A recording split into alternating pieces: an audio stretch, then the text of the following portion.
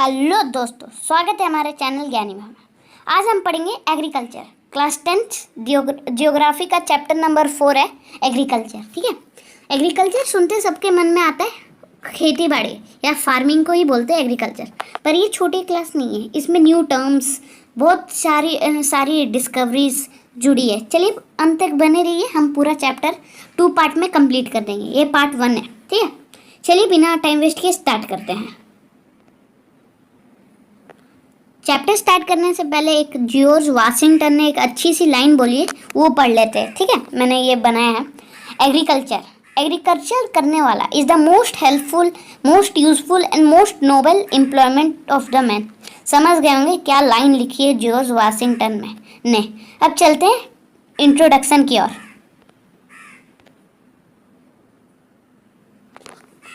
ये इंट्रोडक्शन है। ठीक है, एग्रीकल्चर क्या होता है, टॉपिक्स है। ठीक है, और पॉइंट्स भी गिवन है, अंत तक बने रहिए। India is an agriculture important country. सही बोल रही है, क्योंकि 2/3 ऑफ इंडियन पॉपुलेशन किस में इंगेज है, एग्रीकल्चर में ही।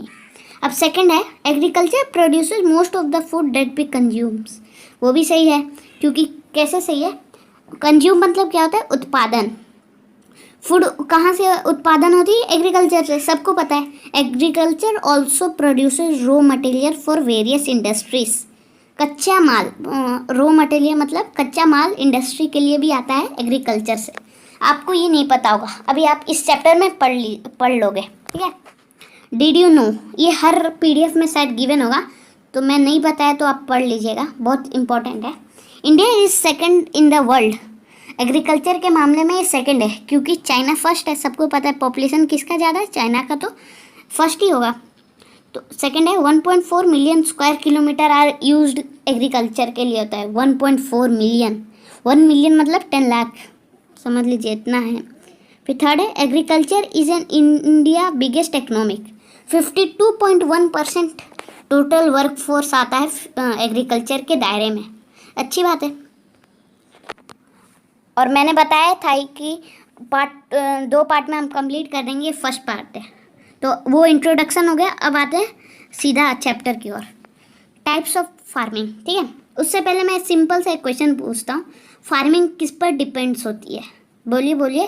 चलिए मैं बता देता हूँ। Rainfall pattern, land productivity, technological advancement and socio culture practices farming depend होती है। बहुत से बच्चों को पता होगा। ठीक है, अब पढ़ते हैं टाइप्स ऑफ फार्मिंग। 3 टाइप की होती है, primitive subsistence farming, intensive subsistence farming, commercial farming. ठीक है, आपको दिख रहा होगा 3 टाइप्स की। Did you know, her page में मैंने बताया था ना, agriculture is the largest livelihood provider in rural India. क्यों है रूरल इंडिया, मतलब क्या होता है, ग्रामीण सेक्टर। एग्रीकल्चर वहाँ लाइवलीहुड प्रोवाइड करता है, मतलब स्टैंड ऑफ लिविंग स्टैंडर्ड बढ़ाता है ग्रामीण सेक्टर के लोगों में। अब टाइप्स ऑफ फार्मिंग, ठीक है, पहले मैं रफ कर देता हूँ जल्दी से। टाइप्स ऑफ फार्मिंग होती है 3 टाइप्स की। कितनी? 3 टाइप्स की। ठीक है, वो होती है primitive subsistence farming, intensive subsistence farming and commercial farming. ठीक है, इन तीनों के बारे में हम नेक्स्ट स्लाइड में जानेंगे विस्तार से, और बहुत मज़ा आने वाला वीडियो को अंत तक जरूर देखना। Did you know her page में मिल सकता है आपको, और मैं बताना भूल जाऊँ तो आप पढ़ लीजिएगा। Agriculture is the largest livelihood provider to the rural India. सच बात है ना, रूरल इंडिया मतलब ग्रामीण सेक्टर में वो लाइवलीहुड प्रोवाइडर करता है। ठीक है, लिविंग स्टैंडर्ड बढ़ाता है एग्रीकल्चर, हेल्पफुल है मतलब। ठीक है, अब चलते हैं नेक्स्ट स्लाइड में। पहला टाइप ऑफ फार्मिंग में है प्रिमिटिव सब्सिस्टेंस फार्मिंग। ठीक है, इसके बारे में जान लेते हैं। प्रिमिटिव का मतलब होता है पुराने ज़माने। ठीक है, इंटेंसिव का मतलब होता है नया युग, सब्सिस्टेंस का मतलब होता है फार्मिंग के टूल्स। ठीक है, जान लेते हैं। आपको इंग्लिश में पढ़ना है तो आप पॉज करके पढ़ सकते हैं, मैं हिंदी में समझा देता हूँ ये क्या लिखा है इतना बड़ा। ठीक है, आपके टेक्स्ट बुक में भी गिवन ही है। The type of farming is carried out by small farmer. Small farmer के द्वारा ये टाइप ऑफ फार्मिंग होती है प्रिमिटिव सब्सिस्टेंस। ठीक है, स्मॉल पैचेस ऑफ लैंड, मतलब छोटी सी जगह में ये होती है खेती बाड़ी, ये प्रिमिटिव सब्सिस्टेंस। ठीक है, पीएस में बोलूँगा, पीएस होती है with the help of PS tools. Primitive tools के हेल्प से ही होती है। मतलब प्रिमिटिव मतलब मैंने बताया था ना, पुराने ज़माने, और टूल्स मतलब जुगाड़, लाइक हू, डो, डिगिंग स्टिक, ठीक है, मतलब छोटे मोटे जुगाड़ से ही ये खेती बाड़ी होती है। अब नेक्स्ट है द फैमिली और कम्युनिटी लेबर की हेल्प से ही ये फार्मिंग संभव हो पाती है। इसमें ज़्यादा पैसा भी खर्च नहीं होता है प्रिमिटिव सब्सिस्टेंस फार्मिंग में, ठीक है। It is also called as slash and burn farming. क्या कहा जाता है? स्लेश एंड बर्न फार्मिंग भी कहा जाता है। आपको पिक्चर में दिख रहा होगा कैसे खेती करने के बाद जला दिया गया है, ठीक है। अब आगे है ये ट्राइबल, ये ज़्यादातर ट्राइबल लोग करते हैं, आदिवासी लोग ज़्यादातर ये फार्मिंग यूज़ करते हैं। अब मैं बता देता हूँ ये फार्मिंग कैसी होती है। ट्राइबल लोग ज़्यादा करते हैं, फार्मर भी करते हैं बहुत कम जगह में होती है। पहले वो छिल दिया जाता है, वो पूरा साफ़ किया जाता है फॉरेस्ट जहाँ फार्मिंग कर रही है, फिर उसको जला दिया जाता था, और जला दिया जाता है आइडल, छोड़ दिया जाता था फ्यू ईयर्स के लिए, जिससे क्या होगा आप सबको पता ही है, फर्टिलिटी ऑफ सॉइल बढ़ेगा। जला के छोड़ देने के बाद फर्टिलिटी ऑफ सॉइल बढ़ता है, यही लिखा हुआ है इतने बड़े इंग्लिश में।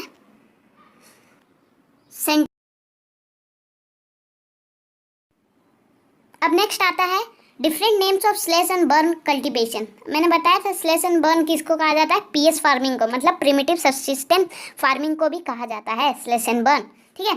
अलग अलग नाम से पहचाना जाता है ये स्लेश एंड बर्न। जैसे in India, in world part में डिवाइड है ना, आप स्टॉप करके पढ़ लीजिए और नोट डाउन करते जाइए, कॉपी और कलम लेके बैठिए, ठीक है, नोट्स बनाते जाइए। जैसे उड़ीसा में कोमन, हिमाचल बेल्ट में खील, झारखंड में कुरुवा, मणिपुर में पामलाओ, छत्तीसगढ़ एंड अंडमान निकोबार में डीपा, ऐसे नाम से पहचाना जाता है। स्टॉप करके पढ़ लीजिए, नहीं तो वीडियो ज़्यादा लंबी हो जाएगी। और इन वर्ल्ड में वियतनाम रे, ब्राज़ील रोका, ठीक है, इंडोनेशिया, ये सब नाम है, आप स्टॉप करके पढ़ लीजिए। अब नेक्स्ट फार्मिंग आता है इंटेंसिव सब्सिस्टेंस फार्मिंग, ठीक है, IS के नाम से मैं बोलूँगा, ठीक है। ये ज़्यादा पॉपुलेशन एरिया में होती है, पता ही होगा, ये ज़्यादा प्रैक्टिसेस होगी बिहार और यूपी में, क्योंकि वहाँ सबसे ज़्यादा पॉपुलेशन है, ठीक है। तो ये सब भी वहीं ज़्यादा होता है। मैं समझा देता हूँ सिंपल भाषा में। वहाँ पॉपुलेशन जहाँ होगा ये होगा, क्योंकि वहाँ ज़्यादा फूड प्रोड्यूस करना होगा, ज़्यादा पॉपुलेशन ज़्यादा फूड, ज़्यादा डिमांड, ठीक है। तो वहाँ पॉपुलेशन प्रेशर ऑन लैंड रहता है, और इन लेबर इंटेंसिव फार्मिंग भी इसको कहा जाता है। क्यों लेबर इंटेंसिव कहा जाता है? क्योंकि यहाँ लेबर्स ज़्यादा मिल जाते हैं। जैसे शहरी इलाके में पॉपुलेशन ज़्यादा तो गरीबी ज़्यादा होता है, सबको पता ही है, पुवर्टी, तो ज़्यादा लेबर बनने के लिए तैयार होते हैं, तो लेबर इंटेंसिव फार्मिंग बोलते हैं, लेबर के हेल्प से होता है। और लेबर सेकेंड रीज़न है लेबर का, क्योंकि ये छोटे से इलाके में होता है, तो यहाँ ज़्यादा बड़ी बड़ी मशीनरी तो हो नहीं सकती, ट्रैक्टर यूज़ नहीं होता, छोटे छोटे लेबर के से हो जाता है ये काम, ठीक है। आप समझ गए होंगे उम्मीद करता हूँ। Farmers use heavy biochemical inputs, ठीक है, और हायर प्रोडक्शन के लिए ये बायोकेमिकल बहुत यूज़ करते हैं। और इरिगेशन इंटेंसिव, बहुत इंटेंसिव मतलब होता है नए ज़माने का, नया युग, पुराना मतलब प्रिमिटिव, नया मतलब इंटेंसिव, समझ गए होंगे। अब हम नेक्स्ट स्लाइड में पढ़ेंगे कमर्शियल फार्मिंग। उससे पहले मैं बता दूँ, डिड यू नो, ठीक है, 52% मैंने बताया था, 52% में से 12% इंटेंसिव सब्सिस्टेंस फार्मिंग यूज़ होता है इन इंडिया, ज़्यादातर बिहार झारखंड में, ठीक है। अब चलते हैं नेक्स्ट स्लाइड में। आगे बढ़ने से पहले मैं ये बताना भूल गया था कि फार्मिंग किस किस फैक्टर पर डिपेंड्स होती है। आपने पढ़ा होगा, मैं फिर बता देता हूँ। Rainfall pattern, land productivity, technology advancement and socio culture practices. Note down करते जाइए, ठीक है, अभी जानेंगे विस्तार से आगे। अब आता है नेक्स्ट टॉपिक कमर्शियल फार्मिंग, दिख रहा होगा पिक्चर्स भी। कमर्शियल फार्मिंग क्यों होती है? To earn good income from agriculture, ठीक है। इसमें बहुत सारे HYV सीड्स, मतलब हाई एल्डिंग वेराइटी सीड्स, छोटे छोटे टर्म्स याद कर लीजिए, बोर्ड में पूछ सकते हैं, ठीक है। गुड इरिगेशन फैसिलिटी यूज़ होता है, केमिकल फर्टिलाइजर्स होते हैं, इंटीसाइड, पेस्टिसाइड्स, सब मतलब जितना एग्रीकल्चर में यूज़ होता है, अच्छा एग्रीकल्चर करने के लिए है ये, ठीक है, बहुत यूज़ किया जाता है ये कमर्शियल फार्मिंग, ठीक है। अब और आगे है the amount of farming various, ठीक है, यही सब है, आप पढ़ लीजिए एक बार टेक्स्ट बुक और बेटर अंडरस्टैंड हो जाओगे। For example, rice is a commercial crop of Punjab and Haryana, ये तो सबको पता है, पंजाब एंड हरियाणा में राइस बहुत होता है वहाँ, क्योंकि राइस में तो पानी भी ज़्यादा चाहिए होता है, इरिगेशन फैसिलिटी अच्छी होनी, ठीक है। अभी एग्जाम्पल्स भी जानेंगे नेक्स्ट स्लाइड में। चलते हैं नेक्स्ट स्लाइड में, अंत तक बने रहिए। अब हम नेक्स्ट पढ़ेंगे कमर्शियल फार्मिंग, ठीक है, कमर्शियल फार्मिंग के examples. Rice is a commercial crop on Punjab and Haryana. सबको पता ही होगा राइस में ज़्यादा पानी इरिगेशन यूज होता है, इसलिए पंजाब एंड हरियाणा का वो है, ठीक है। But in Odisha it is subsistence crop. हम इसके बारे में भी जानेंगे विस्तार से। चलिए अब चलते हैं नेक्स्ट स्लाइड में। अब हम नेक्स्ट पढ़ेंगे प्लांटेशन। आपको डाउट आया होगा, मैंने तो बताया सर 3 टाइप्स के होते हैं फार्मिंग, पर ये 4 टाइप कैसे आया मैं बता दूँ। ये प्लांटेशन एक टाइप ऑफ कमर्शियल फार्मिंग, ठीक है। प्लांटेशन होता क्या है ये बड़ा सा आप पढ़ सकते हो, मैं आपको सिंपली भाषा में एक एग्जांपल दूंगा, आप समझ जाओगे। सबको पता होगा चाय टी पता है ना, टी कहाँ सबसे ज़्यादा ग्रो होता है? Assam side and north Bengal side भी कहीं कहीं होता है। और कॉफ़ी कहाँ प्लांटेशन होता है? कर्नाटका। ये 2 एग्जांपल मैंने इसलिए बताया। प्लांटेशन का मतलब होता है बड़े से लार्ज स्केल के एरिया में सिर्फ एक ही टाइप का प्लांटेशन ग्रो हो, उसको कहते हैं प्लांटेशन।